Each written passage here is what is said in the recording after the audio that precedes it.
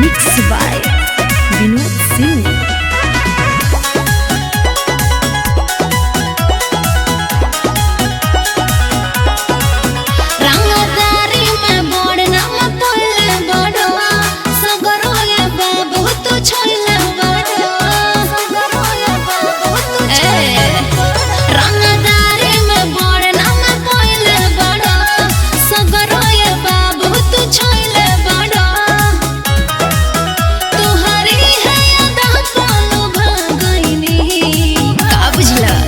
आज कौती मर्डर हम चर्चा में आईनी तब जाके गोरी रंगा बाजी कहनी। अच्छा? कौती मर्डर हम चर्चा में आईनी तब जाके गोरी रंगा बाजी कहनी।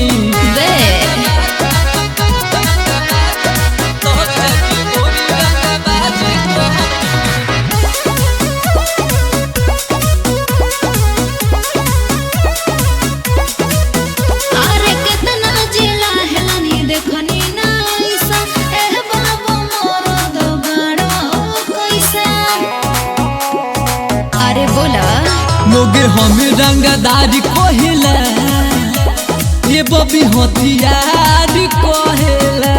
हनो बड़ी भाग्य से तोहरा के पागइनी।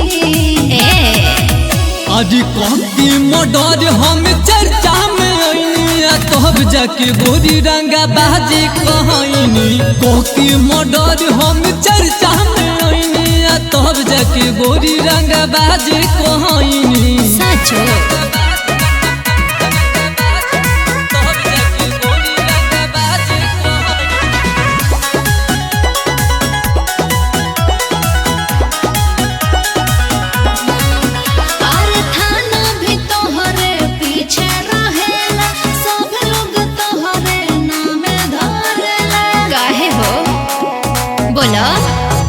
असहिना पावर बोल रहेला ए बबी गुडू गोल्ड कहेला।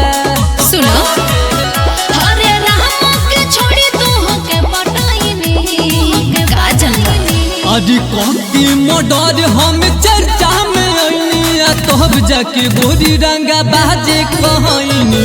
कौती मर्डर हम चर्चा में आईनी तब जाके गोरी रंगा बाजी कहनी। हाँ हो सब जानता नहीं।